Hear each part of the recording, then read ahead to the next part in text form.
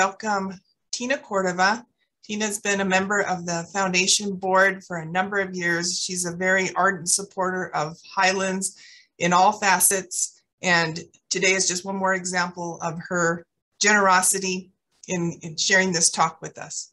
So Tina will be speaking. The title of her talk is, Will the New Mexico Downwinders and Uranium Miners See Restitution Before the Radiation Exposure Compensation Act Sunsets in 2022?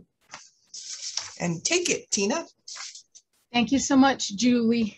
And I want to thank everybody that is joining us today.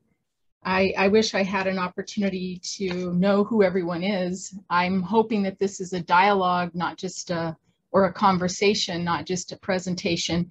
I want people to be motivated to ask me questions at the end, because this is a subject matter that is rarely spoken of, but very important to the people of New Mexico, and I'll explain that a little bit further.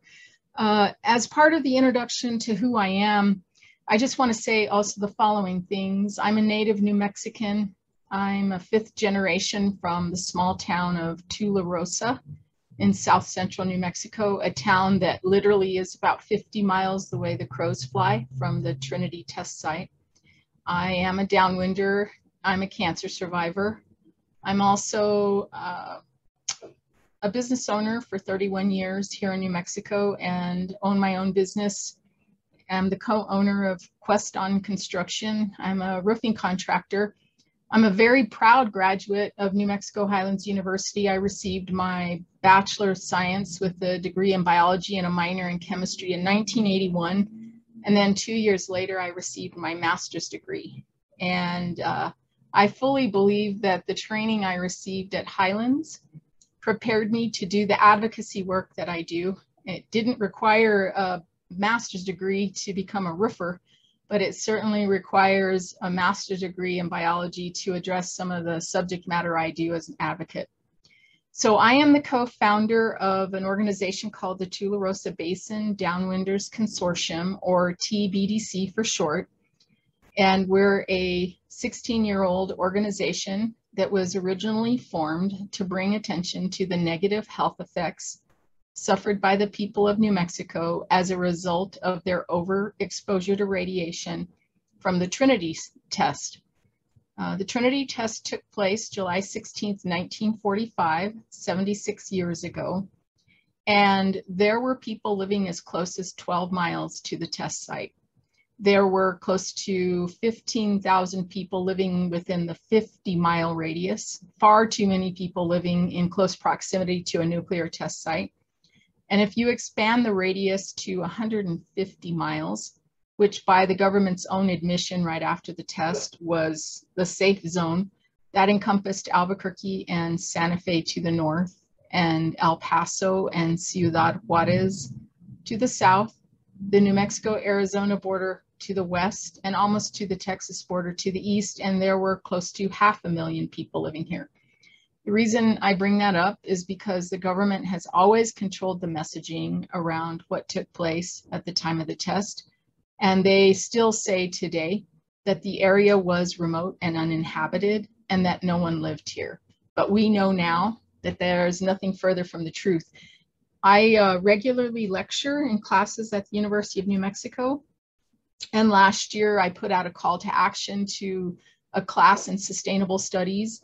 And there was a student there that took me up on the offer to produce this 150-mile radius map that we now have available to us.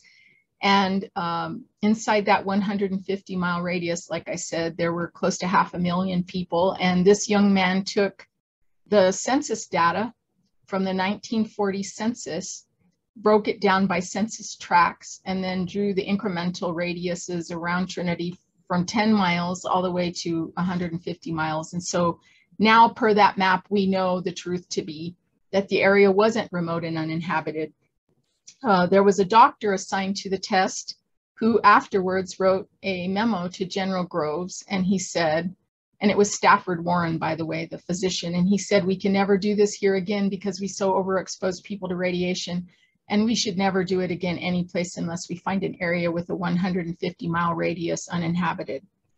Before I move into the conversation about the Radiation Exposure Compensation Act, which I'm going to speak about at length today, I do want to touch upon a couple of things because probably most of you were not present last year when I spoke about the nuances involved with the Trinity test itself that made it so deadly to human health. There were things that the government knew in 1945 to be truths, and then there were things that they didn't know. The first truth that they absolutely knew in 1945 was that exposure to radiation was dangerous to human health. They already knew that. That was a well-established fact. They were doing research already on animals, and they already had, for example, some human subjects that were basically exposed to radiation and had displayed health effects. And so they knew that exposure to radiation was harmful. The second thing they knew relative to the Trinity test is that it was going to produce massive fallout. The meteorologists involved with the test, along with many of the physicists, predicted that there would be fallout produced from Trinity. And it was the only time our government ever tested a bomb on a platform 100 feet off the ground, because the blast had nowhere to go when it intercepted the earth. And what happened is it took up an enormous amount of dirt, sand, animal and plant life, incinerated it because it produced more heat and more light than the sun. And then it rose in this fireball that exceeded the atmosphere and penetrated the stratosphere. The scientists did not understand how powerful the Trinity test was going to be. It was 3 to 5 times more powerful than they expected. The fireball rose past the atmosphere, penetrated the stratosphere, and for days afterwards, a radioactive debris or ash fell from the sky on all the communities around Trinity. The bomb was a plutonium-based bomb, and while only 3 pounds of plutonium were necessary for the fission process, it was packed with 13 pounds of plutonium. That meant a full 10 pounds of the deadliest substance known to man went up in that fireball and was dispersed all over the New Mexico desert. Plutonium is incredibly poisonous. You only have to inhale, ingest, or absorb 1 particle of plutonium. It remains in your system forever, giving off radiation, irradiating cells, tissues, organs, and then eventually producing cancer. Plutonium wasn't the only radioactive material that was produced by the test. Strontium was produced by the test. Cesium was produced by the test. Iodine was produced by the test. All of these are radioactive. And it is likely, some of them have shorter half-lives than plutonium. The plutonium half-life is 24,000 years or 7,000 generations. So essentially, once it's in our environment, it's there forever. Some of the others have shorter half-lives, but yet what would be considered a significant half-life. The other thing that we have to reflect upon as we look at health consequences to Trinity is the lifestyles people were living in 1945. They were living very organic lifestyles. There were no grocery stores because there was no electricity widely available in New Mexico in 1945 in all the little villages. And so we didn't have refrigeration. We had ice boxes, and there were booming ice businesses in all of these small towns. And if you were lucky enough, you had an ice box and you might be able to keep things cool in an ice box for a number of days, but it wasn't like the refrigeration we have today. So there were mercantile stores, and what you bought there was sugar, rice, coffee, flour, cereal, but you didn't buy dairy, you didn't buy produce, you didn't buy meat. All of those things were produced by your own hands at your own home, in your own gardens or orchards or farms. Everybody had a garden, everybody had an orchard. Women would have been putting away by way of drying and canning as much as they could. It was July, the peak of the harvest, and all of that would have been contaminated. We also raised animals for the purpose of meat and dairy. People had milk cows. There were very active dairies, 3 of them, as a matter of fact, in Tularosa in 1945, where people got fresh milk.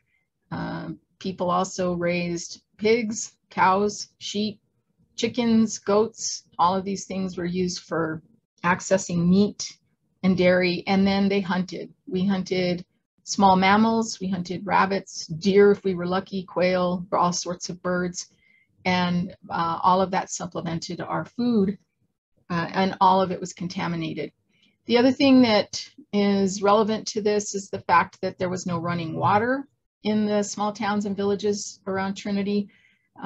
Water was collected off the rooftops of people's homes into cisterns. In July, it was our rainy season. Back then, we literally had a very significant monsoon. And so people's cisterns would have been filling up with water.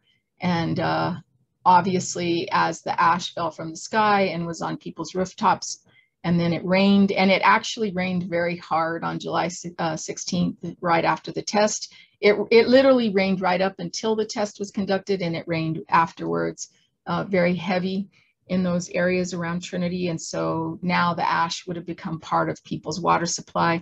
We also had very extensive acequias, or irrigation ditch systems, and we relied on the rivers, the streams, the lakes, and those ditch systems for water that was used for bathing, for cleaning, and for all those purposes. The water that we collected in our cisterns was very precious and only used for the purpose of drinking and cooking. Some women have told me that they remember they used to sneak some water from the cistern to wash their hair with because the rainwater was so wonderful for that purpose. So if you didn't have running water, the other thing you didn't do was bathe as often. And as the ash fell from the sky and got into your hair and on your scalp and on your skin, it likely remained there for a number of days until you were able to take a bath and wash it off. And like I said before, there's literally only 3 ways to be exposed to radiation. Inhalation, which would have been taking place as the ash fell from the sky and there was free particulate matter in the air. Through absorption through your skin, again, likely to have been there for a number of days until you bathed. And then ingestion through drinking water that was contaminated and eating foods that were contaminated. So people were heavily overexposed to radiation. Trinity is probably, if not the dirtiest bomb, one of the dirtiest bombs our government ever tested. They gave no warning to the people before or afterwards. As a matter of fact, they lied extensively about what took place.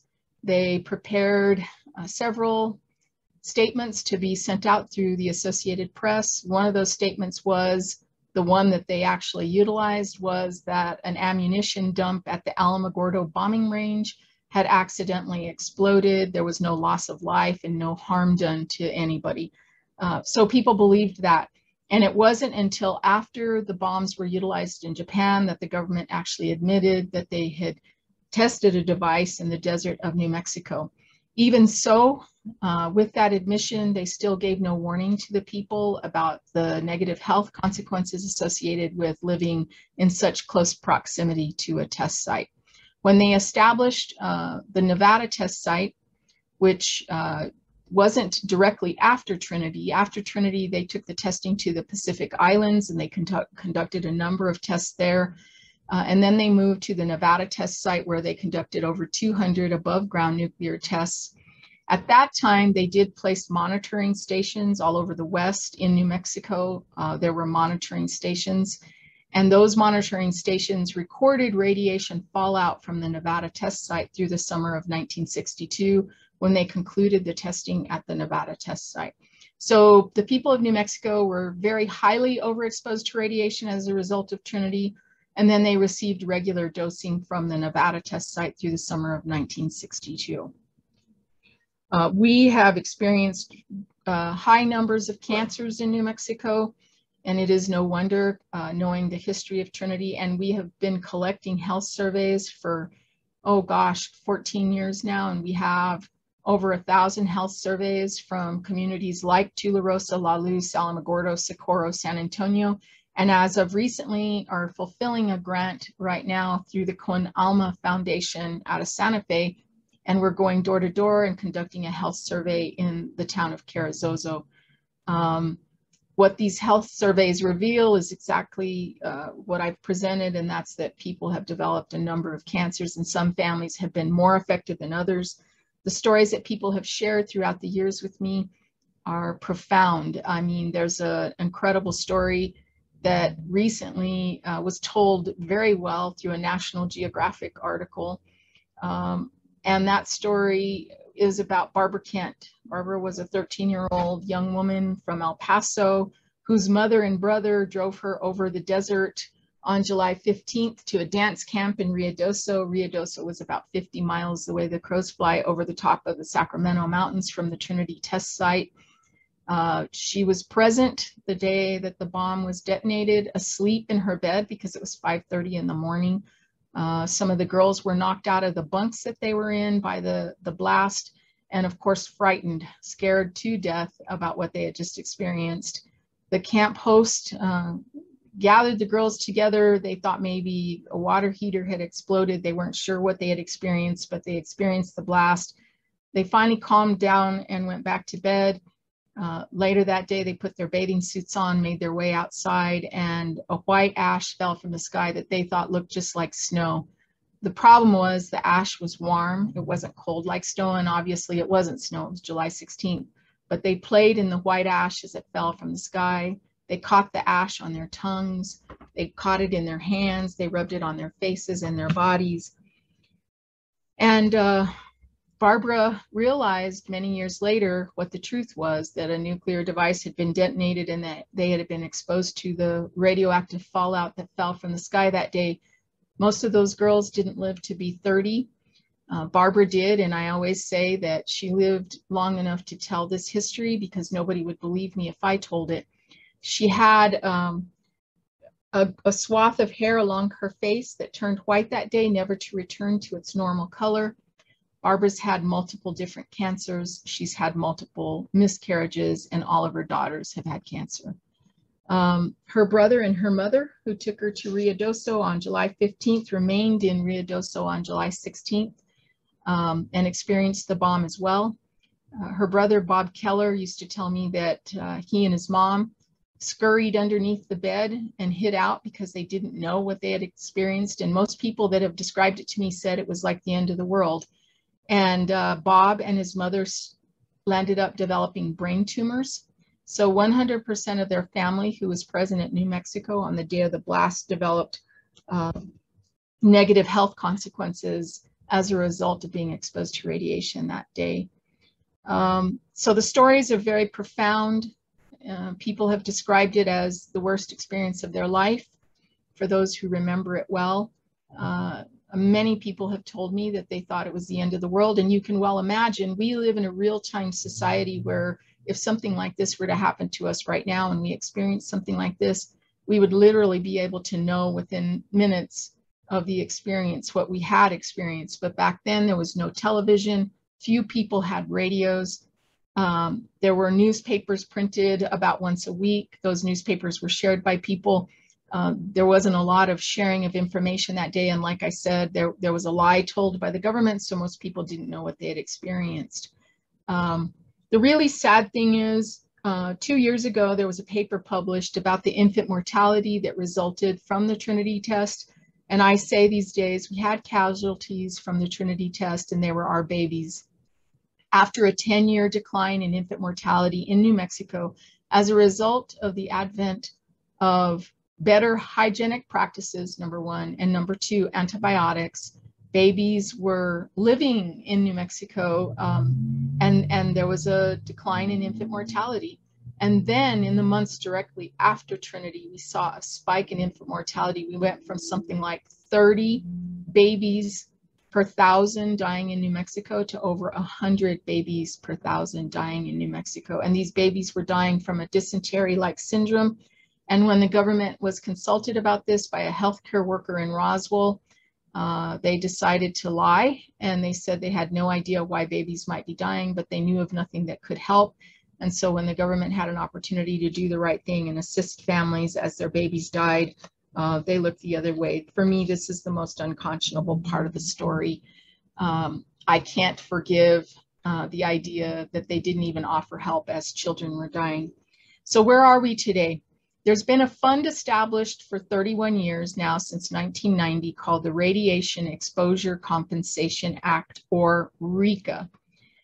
RECA was established in 1990 to compensate people downwind of the Nevada test site, but the downwinders of the Trinity test site have never been considered or taken or acknowledged as part of RECA. The terrible thing is we were overexposed. We lived far closer to the Trinity test site than anyone ever lived to the Nevada test site. And exposure to radiation is a factor of distance and time. The further away you live, the less likely you are to be exposed. The closer you live, the more likely you are to be exposed. And so they compensate people that live downwind of Nevada about, well, up to 180 miles from the test site. The compensation ends at the New Mexico-Arizona border. I always say, as if exists there, a lead curtain that somehow offered us protection from the radiation. So if you live 5 feet into Arizona, you're taken care of. If you live 5 feet into New Mexico, a delta of 10 feet, you're not taken care of. And obviously that is incredibly unfair.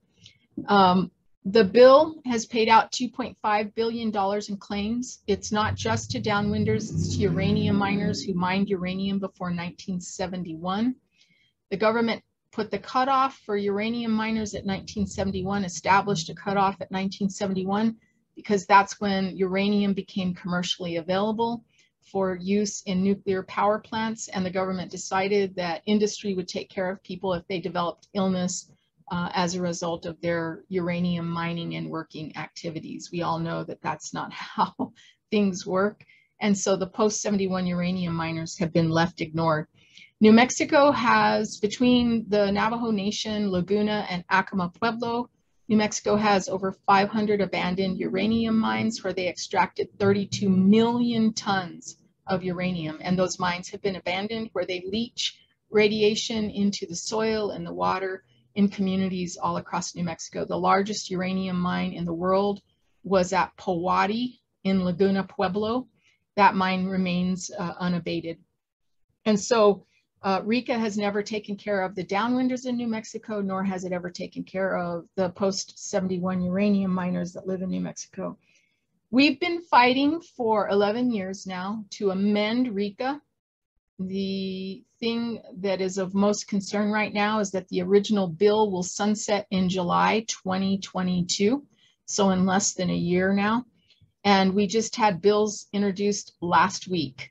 The House bill is House Bill 5338, introduced by Senator Crapo and Senator Lujan and a multitude of other co-sponsors. It is bipartisan bill. I'm sorry, that's the House bill, I'm sorry.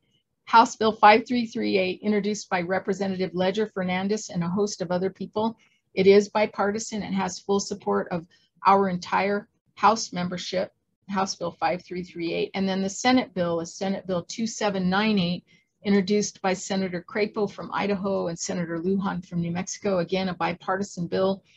That bill will do several things. It will include all of New Mexico will then be included in RECA, and all the people in New Mexico will who've had cancers, and I'll talk a little bit more about the qualification period, but all the people in New Mexico who've had one of the compensable cancers will be able to apply for the compensation. The qualification period will begin in 1944 when they first started testing nuclear devices in Los Alamos. And the qualification period for New Mexico will end in 1962 when they stopped doing above ground testing at Nevada. We have asked that they increase the one-time payment of partial restitution from $50,000 to $150,000. People would be able to apply for the partial restitution payment on behalf of their deceased loved ones. We've also asked that they add the healthcare coverage to RECA for downwinders, because we know that the healthcare coverage will mean the difference between life or death for people in New Mexico. This whole process of being overexposed to radiation has had a huge negative economic impact on our state. We will likely never understand or know for certain what that has meant. What I can tell you is, in speaking with downwinders and in reviewing our health surveys, a large number of people have resorted to Medicaid to take care of their health when they're sick, because they can no longer work, and their only option at that point is to utilize the Medicaid system. So the healthcare coverage will mean the difference between life and death, and it will be the first time that healthcare coverage has been afforded to downwinders. The $50,000 to $150,000 payment of restitution is also very important, because, as everyone well knows, $50,000 doesn't go very far when you have serious health problems. The healthcare coverage doesn't have limitations, so it has no co-payments, no co-insurance, no deductibles. If you need a lung transplant and the only place you can get it is Kentucky, they take you and your family there. They make sure you have everything that you need while you're there. And then when you return, you have everything that you need upon your return. It's the best healthcare coverage available any place. And so we know that if the bill passes, it will have a huge economic positive impact on New Mexico rather than negative, which we've always dealt with. People will have everything they need to take care of their health. And I keep reminding everybody, you know, if 1,000 people, and we have over 1,000 health surveys, if only 1,000 people in New Mexico qualify, that's $150 million in restitution. We know the bill will likely bring back hundreds of millions of dollars to the people of New Mexico, if not billions of dollars. Like I said before, the fund has paid out $2.5 billion in 31 years, and we believe the claims in New Mexico will be pretty significant. So what everybody can do now to help us, and I'm going to share a couple of documents. Let's see, I'm going to share this document, and this document is a document that talks about what everybody can do to help us. They can outreach to their members of Congress and make sure that our entire congressional delegation knows that this is of high importance to you, that you believe it's time that the New Mexico Downwinders receive the social justice and environmental justice that they are entitled to. We always say we don't want one dime more or one dime less than other Downwinders are receiving. And so this is a slide that has all of the information on how to reach members of Congress, and also ask your family members, your friends that live other places, to outreach to their members of Congress. It's going to take a full vote in the Senate and a full vote in the House to get these bills passed. In the Senate, we're going to require every single vote that we can get there, because we have a 50-50 Senate. Again, the bills right now as sponsored are bipartisan. We have both Democrats and Republicans supporting this. And I always tell everybody, as it should be, because exposure to radiation and the resultant negative health effects are not partisan. It affects the young, the old, it affects men, women, and it affects Democrats and Republicans alike. So I think the one last thing I want to say, and then I would love to open it up for questions, comments, discussion, is that this weekend, the Trinity site will hold an open house, which they do twice a year, on the first Saturday in April and the first Saturday in October. 6,000 to 8,000 people will enter there to take a look at the Trinity site. There's not much to see, honestly. And we stage a peaceful demonstration at the gate where they enter. And we always say that if they're gonna lie about the history or over glorify the science and industry of the test, then we're gonna be there to tell the New Mexico history.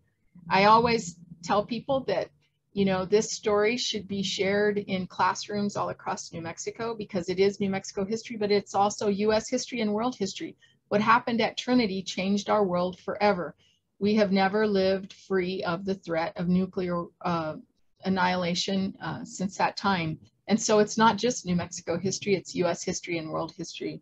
And the overglorification of science and industry has taken place since the time of the test, and it's time that we tell the history of the people of New Mexico. So we'll be there on Saturday to greet everybody that enters, and we'll share the information that we have about the test with people who managed to make their way over there, and let them know that people were harmed in the process of conducting the test at the Trinity site, contrary to what our government has said for 76 years. And so with that, I'll take a pause to ask if anybody has any questions, comments, concerns, or just wants to have a dialogue about the subject matter. Please unmute yourself if you'd like to ask a question of Tina. Hey, Tina, I have a question. Hi, I'm Luke. I'm an assistant professor of history at NMHU. Thank you for sharing. Your presentation was very informative, and you yourself were articulate, and I can tell you you really know a lot about this subject, and I appreciate everything you're doing. So I have a question, and it's not coming from a place of hostility. It really isn't. I believe everything you're saying, and I approve of the actions that you're supporting. But I know there are people out there who, and you alluded to them, who still suggest that there is no causation. There's no causal connection between people who are experiencing, infant mortality and miscarriage and genetic defects and cancer specifically from the Trinity weapons test, right? And this has been notoriously a difficult connection to prove, right? Because we're dealing with a very complex set of factors.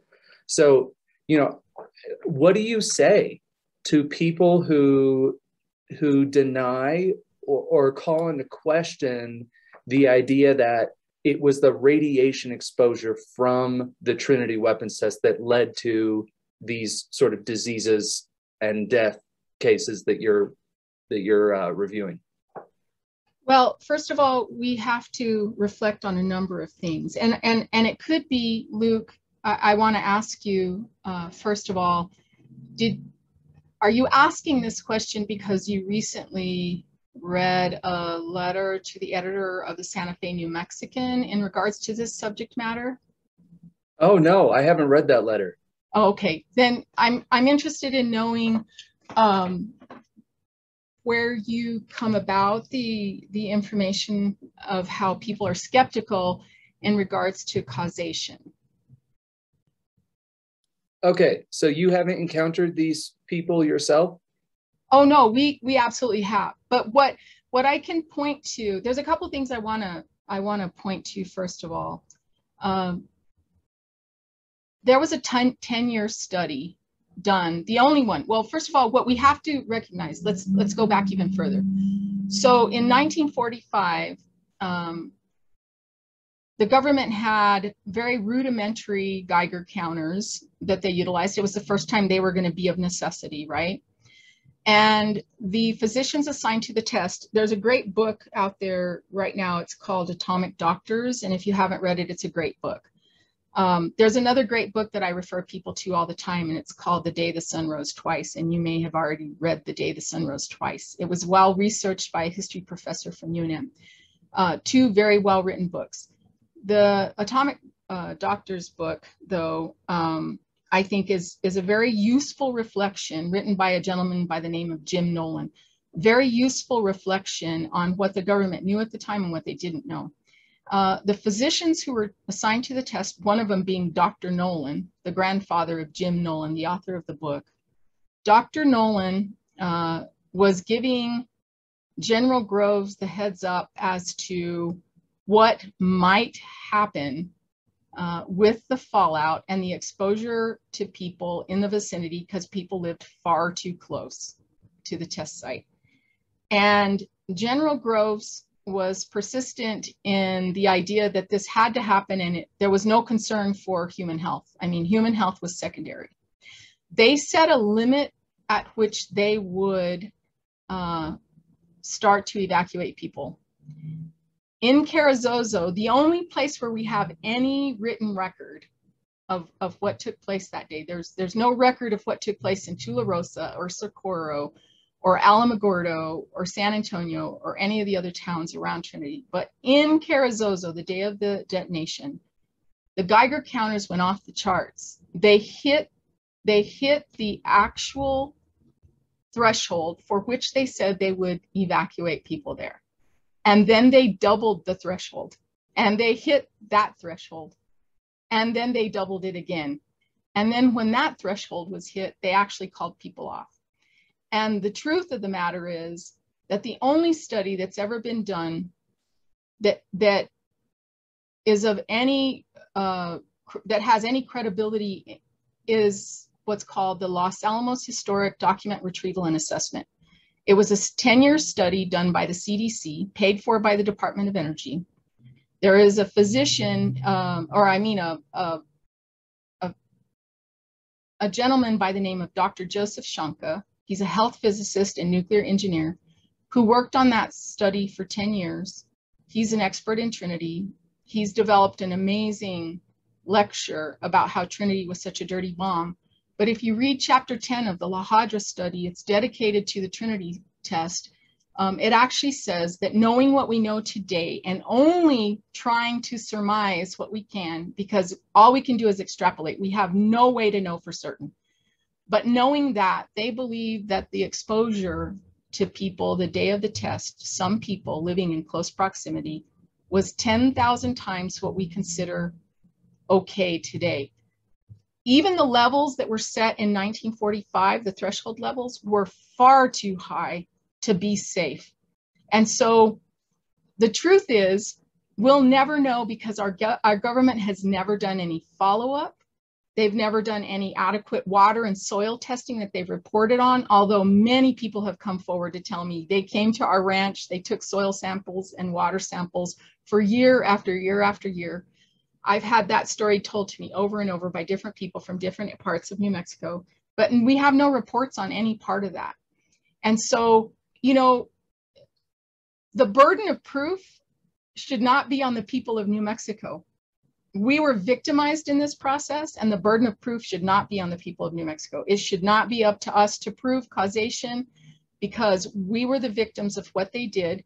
They walked away. Clearly, Dr. Hempelman said, we probably overexposed people to radiation, but they couldn't prove it and we couldn't prove it, so we just figured we got away with it. And that's exactly how the whole process was treated. So will we ever know for certain? No. But there's been an admission of guilt on the part of the government as they established the Radiation Exposure Compensation Act in 1990, that people have been harmed in the process of testing nuclear devices, and they compensate people that live as far away as 180 miles. So in New Mexico, all we're saying is the bomb at Trinity was dirtier because of the way it was detonated and because of the fact that it was incredibly inefficient, overpacked with plutonium, and because they never did any follow-up that they can point to. And now 76 years later, it's too late. It's too late. Should we test? You know, I would love to find somebody out there that would do a couple of things.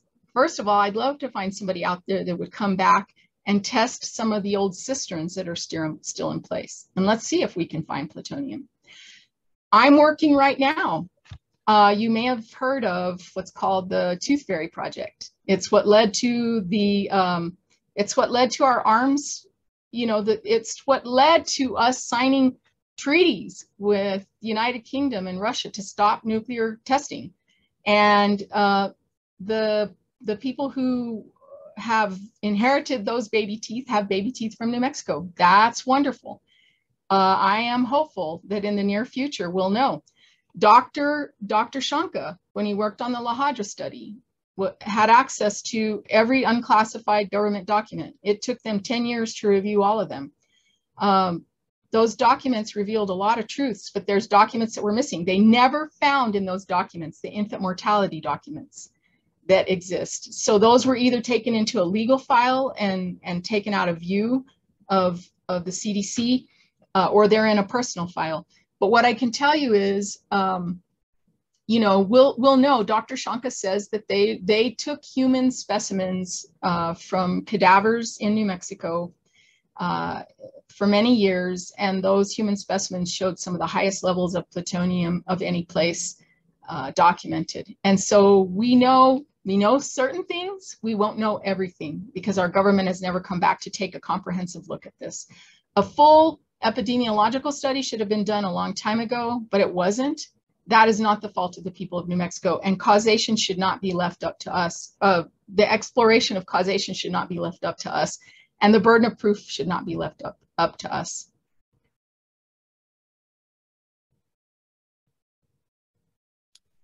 Well, thank you for your answer. I really appreciate that. I do. And I hope I didn't come across as too hard-hitting there. I really wanted to hear your response. So thank you. No, actually, Luke, I mean, I come up, you know, people challenge what we're doing. I wouldn't say regularly, but absolutely people challenge what we know to be true. And anecdotally collecting all these health surveys, just to give you an example, Luke, so that you'll know about my own family history. I'm the 4th generation in my family to have cancer since 1945. My 2 great-grandfathers that lived in Tularosa at the time of the test both died in 1955 from what they called stomach cancer at a time when no one had ever heard the word cancer in the community. And we had lots of people that died around that time frame. They died a terrible death because there was no treatment for them. They were given morphine and sent home to die. It had a huge impact on people in those communities to see their loved ones die that way without treatment.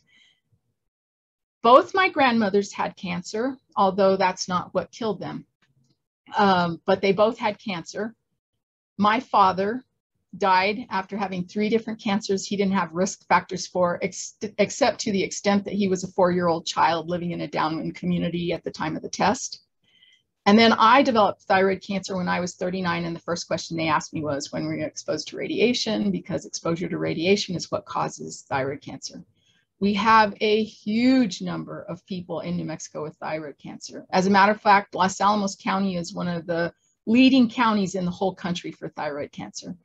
My dad's older sister is undergoing treatment for breast cancer right now. She's 81 years old. My mom's sister died from breast cancer. My sister's going through skin cancer treatment. And my family has been one of those that hasn't experienced this as deeply as others. But we document these family histories, and they're incredibly unusual. It's not normal. It's not what you see other places. And we've documented families where they've been basically completely wiped out. So, you know, that's what I know. And in collecting these health surveys, it's amazing how oftentimes people are told this is an incredibly rare cancer. This is an incredibly aggressive cancer. Both my aunts who had breast cancer had an aggressively, a very aggressive breast cancer, very rare breast cancer. And so these things happen all the time. It's part of the history of what we see. And I always tell people, at one time I knew 10 people in Tularosa with brain tumors, a town of about 3,200 people. The normal incidence of brain tumors in the population is like 1 in 5,000. So, you know, anecdotally, we know a lot of things, but I'm not an epidemiologist, and the burden of proof shouldn't be on my shoulders. The government should have taken a closer look at this a long time ago. A long time ago. So I don't know if anybody else has a question or a comment. I put our website in the chat so that if anybody is interested, they can actually take a look at everything that's there. One of the things that might be really great for you to see, Luke, there is we have a section called Stories, where a lot of people have written their personal stories and posted them there, along with water affidavits, because we have been collecting this kind of information so that it's fully documented. So for example, one of the things we wanted to fully document is the fact that people didn't have running water and that they accessed water using cisterns. And so we passed out these affidavits where people wrote their personal story about how they accessed water, and then they notarized the documents so that it's a sworn affidavit, and we collect them all the time. So that's there. We also had a grant years ago to do what's called a health impact assessment, and the full publication is at our website if you're interested in that. And I'll tell you, anytime that you would like to talk more about the history of this, I'd be glad to do that. And I want to take a look at developing a curriculum, and I've already talked to Dr. Minner about this, a curriculum around this subject matter so that we more fully tell the history of what happened to the people in New Mexico as part of, you know, the history of the Trinity test.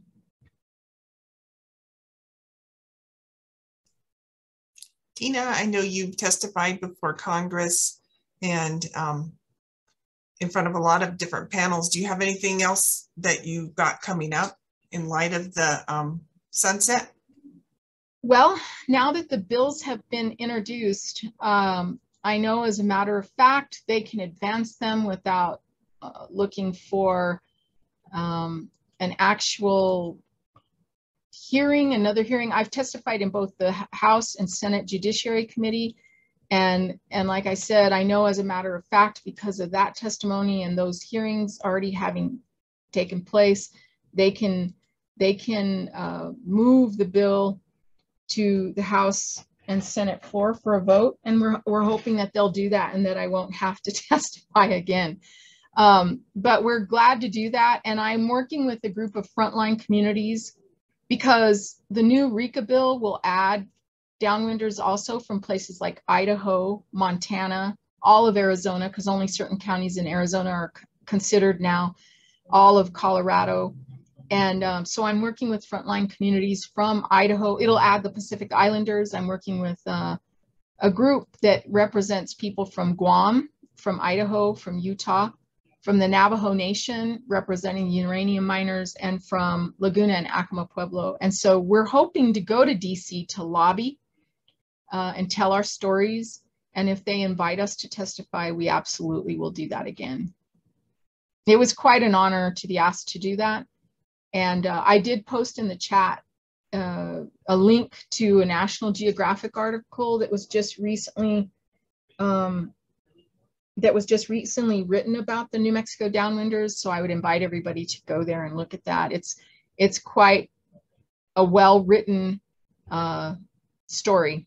The journalist Leslie Bloom did a fantastic job with it. There's a couple of inaccuracies, but for the most part, it's very well written. And so I posted that there. But thanks for mentioning about the testimony in Congress. It was just an honor to be asked to do that. And I am grateful we had the opportunity.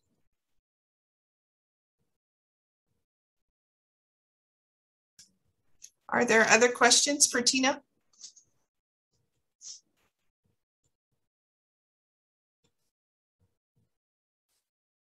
Well, we thank you very much for your time. And I don't know if there's anything you want to leave us with as you sign off, but we're, grateful to have you.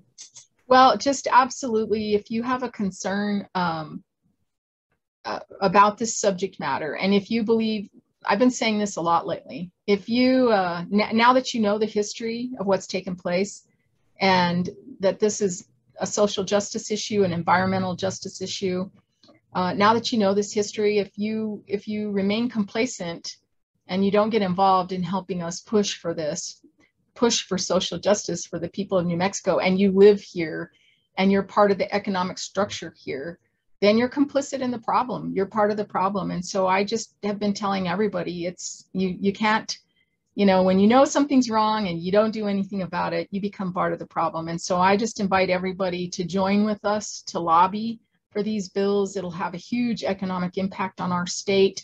I always tell people, I hear the story about how people have lost everything to take care of their health. In the United States, healthcare costs are the leading cause of bankruptcy filings.